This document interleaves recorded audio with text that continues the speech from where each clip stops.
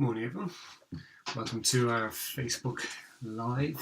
We're also live on the Lima app, and we will be on YouTube and on our podcast channel as well later in the week. Hope everyone's having a nice week today. Today I've got my puppy mug because I got a new puppy. So here's to Gary, the new puppy. He's joined in the family, so he's making it interesting. It's an interesting time at the moment with Gary, and he's up for his mischief, but he's a puppy. That's what he's meant to do, so it's all good. So hope you guys have had a good week. We had a really good positive response to last week, so thank you for your feedback, people. It was really nice to hear that the points that came up really resonated with people around similar issues that they were having. So it's always a nice support for people to know that they're not alone. And it's a simple thing, but it's something that's really, really important in any of the parenting programs I've run over the years. It's one of the big things is that people feel a sense of release when they know that they're not the only one, and while it doesn't change things for them, it doesn't change their situation, sometimes it can be reassuring to know that, oh, thank God I'm not the only one who's been through this. And sometimes people will have other ideas, and that's the one thing I would say about the comment section as part of this, is that that's really important as well, because you may put up that, oh, I've experienced something similar and this is how I manage it. That could be a huge nugget for somebody else. And please feel free to go onto the Facebook page and add your comments if you do have something similar or have a potential solution, because I don't know all the answers. Yeah, I know it's hard to believe, but I don't. So it's always great to see other people's opinions and things that have worked for them as well. And I'll always say I come away from every single parenting program that I've run learning something new myself, which is great. You know, something else that I can try and put into place with my own children. So anyway, we got 3 questions today. So first one, I love my 3 boys dearly. They're 11, 8 and 4. They're so much fun and love just playing around. Obviously this gets tiring at times, but from talking to friends, that's just normal for parents. What I struggle with, and no one knows this, is that I feel a real lack of connection with my middle boy. Every day he does something that gets under my skin, and in my really low moments, I feel like I just don't like him at all. Even typing this makes me feel guilty. I try all the time to spend quality time with him and build that relationship, but inevitably he takes something too far and pushes me to the point that I end up having to give out to him. I really feel ashamed that I feel this way. Is there anything I can do to change this? Well, first I'm going to say thank you for your openness and honesty. Again, I would suspect that there will be a lot of parents out there who will probably feel tinges of this and something similar. And, you know, I've worked with parents in the past who have said they downright just don't like their children, that they just don't like the people that they're becoming and growing into. So it takes a lot of, I suppose, courage to send in a post like that, because you're opening yourself up to, you know, I suppose feedback from people going, I can't believe you'd say that about your children, or people who maybe don't have children or can't have children and say, you know, you're so lucky to have children, I can't believe that you're saying that. But this is real for you, and that's all that matters. And I think it sounds like you're trying your best to build up that relationship with your son, but inevitably he pushes too far. And this may be the space that you can start to use to try and break that cycle of him pushing it too far. Now, it takes work and it is tiring, and you have 2 other boys, and, you know, just looking at the ages, I have no doubt that your life at home is exceptionally busy, that, you know, you barely get time to go to the bathroom in peace, if at all. But what I will say is that it will be worth it. It will be worth putting it in. So if you can start to look at, when you do something with them, what are the triggers? And you might have noticed them, and maybe you have, but what are the triggers? What are the little things that you start to see where he's going from having fun and you having a good time with him to it starting to shift into the other elements? So, like, what I would suspect is that your son probably just craves that attention because he obviously wants to spend time with his mum. And then there's that other part of him that, and this is on a subconscious level, that's pushing to see where is the boundary, where is the boundary, where is the boundary, and that's the tiring part. Because as parents, it is tiring putting in boundaries all the time. And sometimes when you're doing something fun, you don't want to have to think about a boundary because you just want to have fun and make that connection with your child. So, but that's what's happening here. He's pushing to see where's the boundary. Maybe he's just feeling insecure. It could be just the fact that he's a middle child and he's feeling insecure being a middle child. That, do they love me? Because there's the eldest, and he was the first one that came, and there's the baby, and he came in and stole my thunder. Where do I fit in? And that's nothing to do with how you've brought him up or how you've treated him. It's just sometimes the pecking order, and none of us know what our children are going to take in. So you could tell each child that you love them the exact same way, with the exact same tone of voice, exact same body language, but each of them could take it in a different way, where the first one could go, she loves me. The middle one can go, I don't believe a word she's saying. And the little one can go, I don't know if she loves me, but those two get to do everything before I do, and that's not fair. So it's very, very difficult because you've just told each child that you love them. And I think this brings up another point. For years parents have been saying, oh, I love my children equally. And that's extremely difficult to do because they have different things that you can love about them, because they have different personality traits, and there's different things that, you can get annoyed at. And it's all right to love your children differently because they're different people. So, I'm sure you have friends, you have family that you love in different ways because of the different elements that they bring to your life. Your children are no different. So it's all right to kind of go, well, I love this child for this bit and this bit, and I love this child for this bit and this bit, and I love this child for this bit and this bit. That's okay. It's all right. And I think, so going back, let's bring it back to when you're doing something nice with them, start to try and recognise the triggers. What are the things that he does? It could be that he starts to get hyped up a little bit more. It could be that he starts to, you might say, look, we've 20 minutes and then I have to get the dinner on. And he may be very aware of it, and he may kind of look at the clock and go, okay, it's 1 minute left in this 20 minutes. Mom, let's start something brand new. And you say no, and he's, oh, it's not fair. It's that kind of thing. So maybe it's about looking at, okay, well, I want to spend more time with you, but I need to go and do this. And I don't want to give you a consequence or give out to you for pushing it. We've had a lovely time. Let's just leave it at that.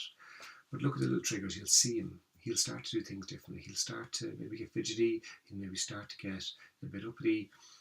Maybe his voice, the pitch will raise, that kind of thing. Just look for those little signs that might tell you that, okay, he's starting to go into the downward curve, and that's where you can cut it off. Now, you don't have to stop playing because that could happen 2 minutes into playing, but it might be where you go, I just need to go to the bathroom, I'll be back in a minute, and ask him to do something.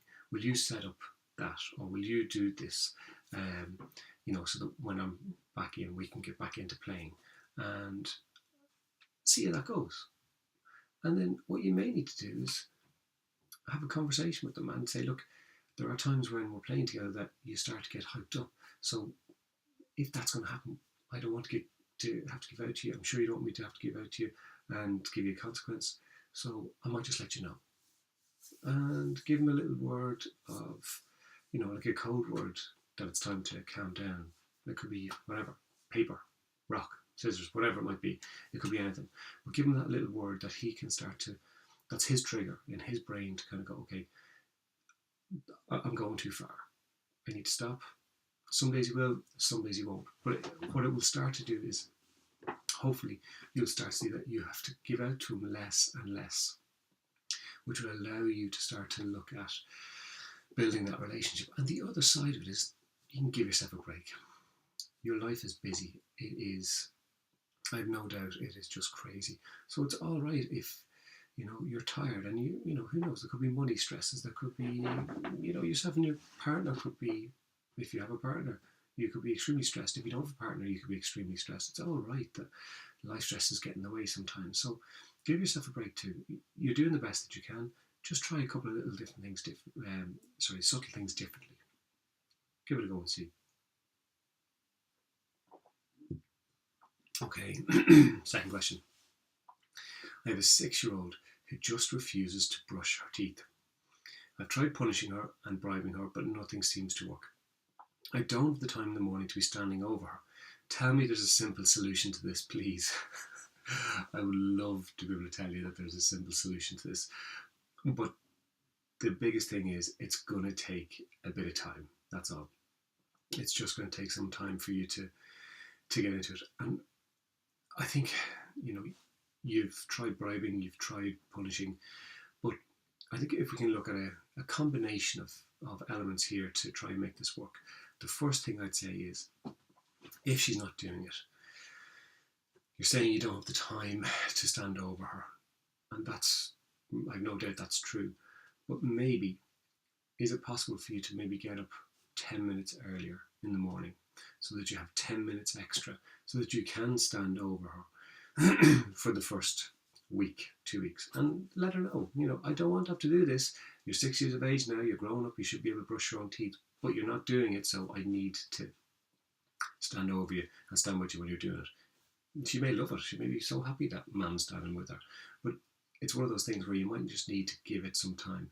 Try getting up a little bit earlier so that you get that time without the pressure of everything else to stand with her while she does it, and make sure she does it, and then you can slowly wean it off, and then check in with her, because if you have to smell her breath every morning, if you have to I don't know, set up a video camera in the bathroom or whatever it might be, but just look at kind of reining it back in so that she just gets used to it, and then you can look at the incentivizing, not bribery, incentivizing. So, okay, we're going to go and do something at the weekend if you brush your teeth.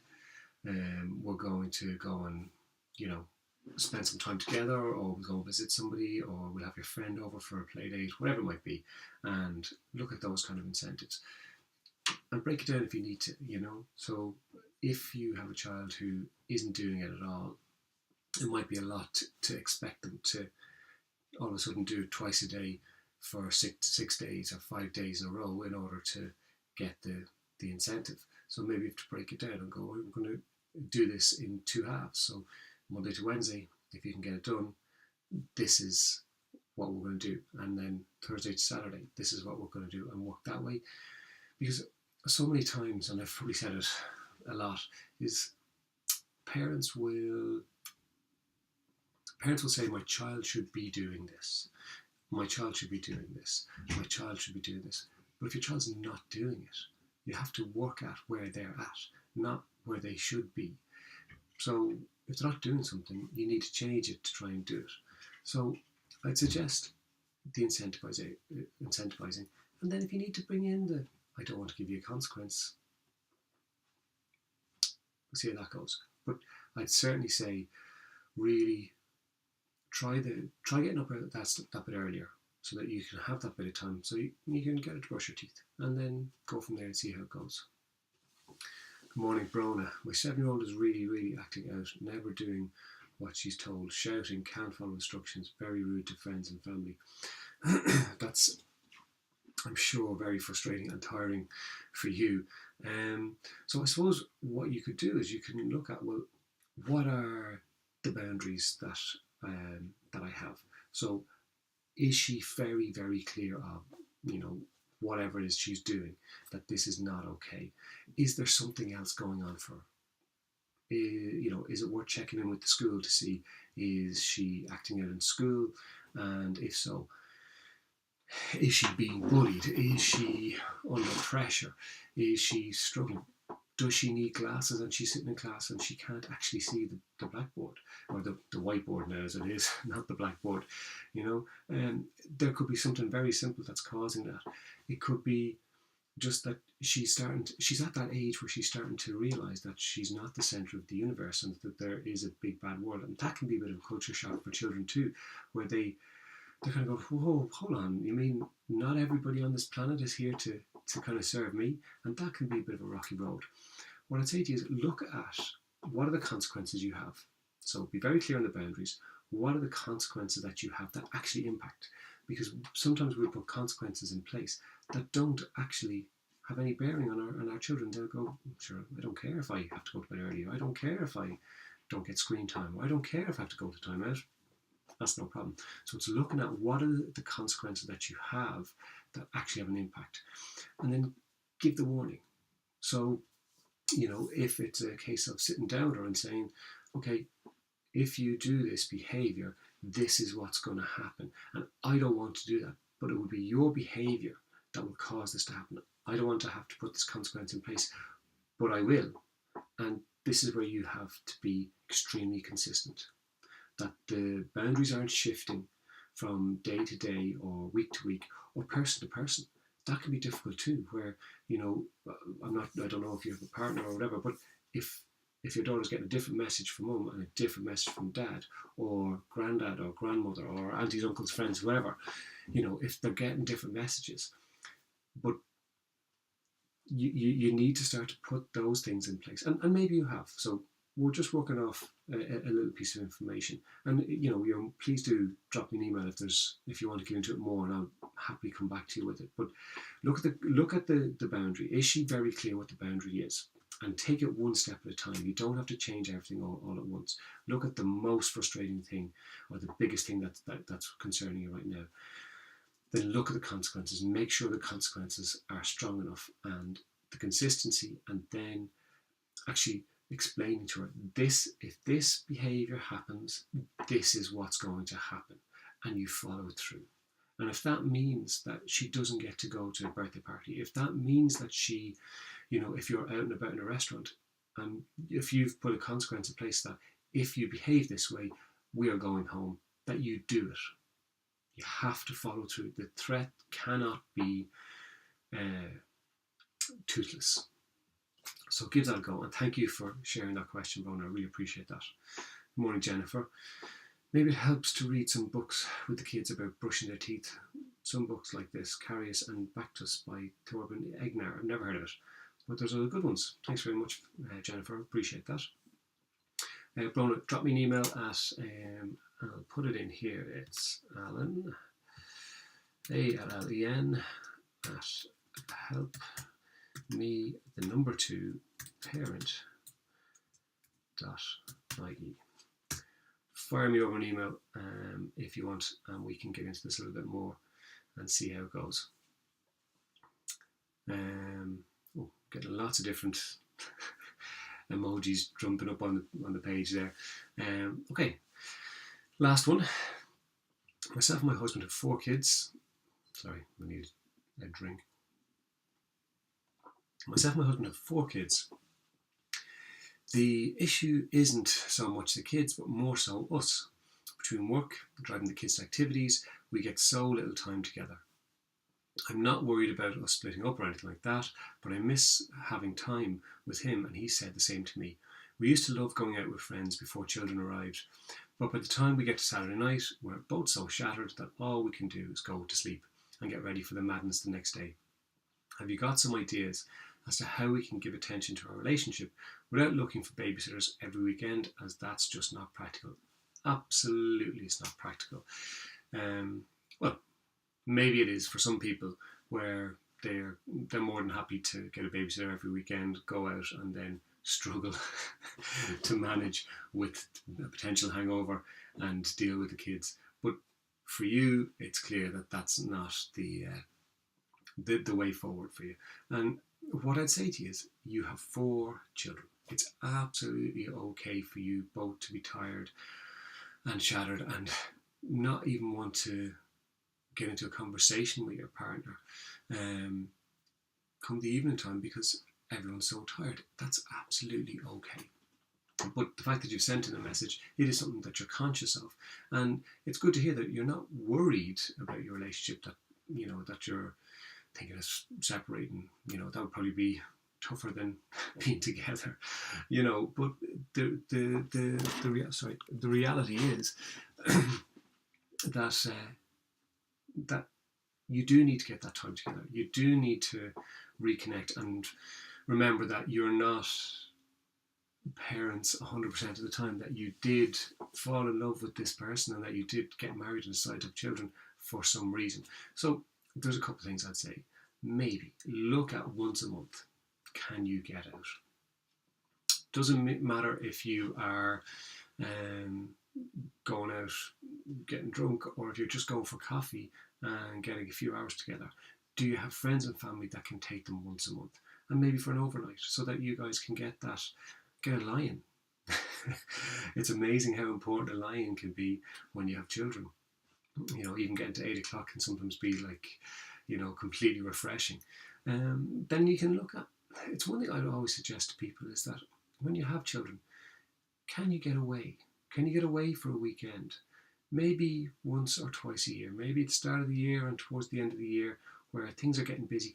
And it helps you reconnect. It gives you that time and it gives you a bit of a break, and then you can build up that impetus where you can start to reconnect and kind of go, okay, we're ready to take on the next phase with the kids. We're able to just sit down and talk rubbish, talk about the weather. It doesn't matter. That it doesn't have to be anything.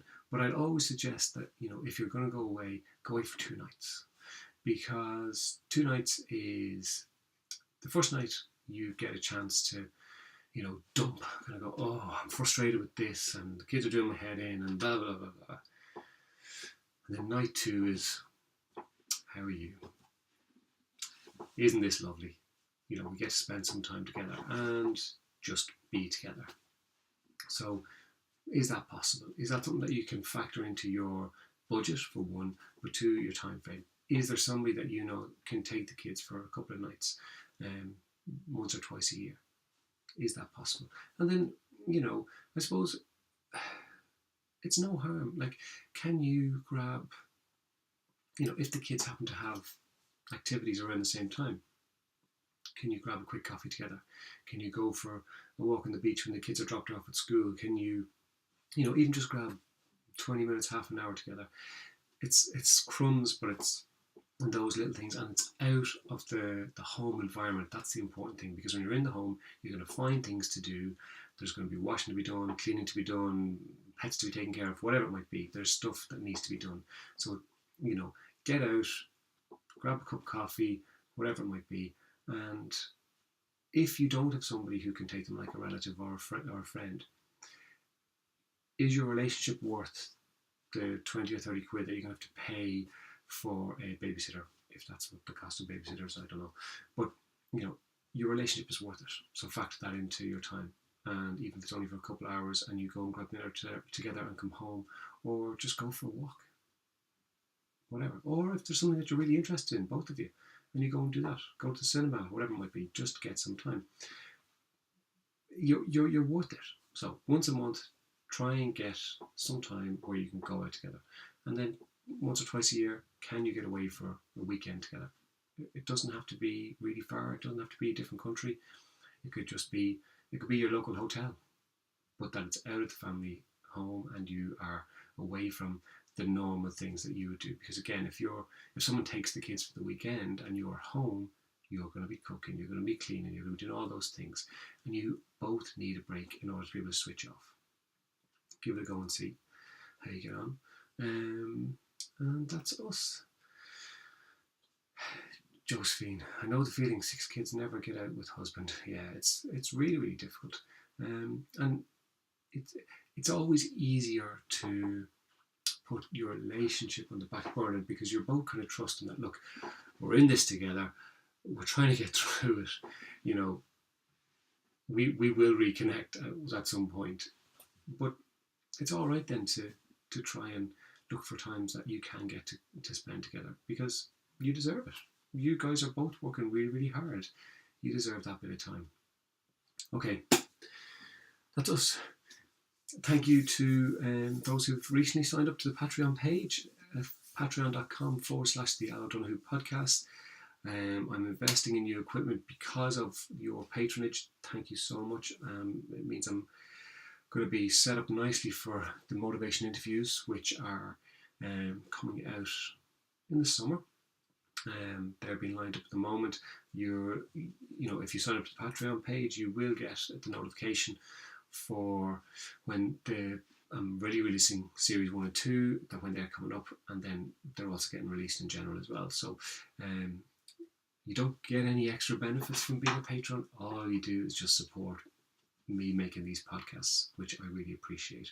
And who knows, maybe going into the future we'll do something for patrons, but let's just keep it general and open to everybody. Thank you so much, guys. Josephine, Jennifer, Brona, for your comments and participation today. Brona, please do drop me an email and we can converse with each other back and forth and see if there's anything else I can support you with. And have a wonderful week, and I will see you next week. Take care, guys. See you.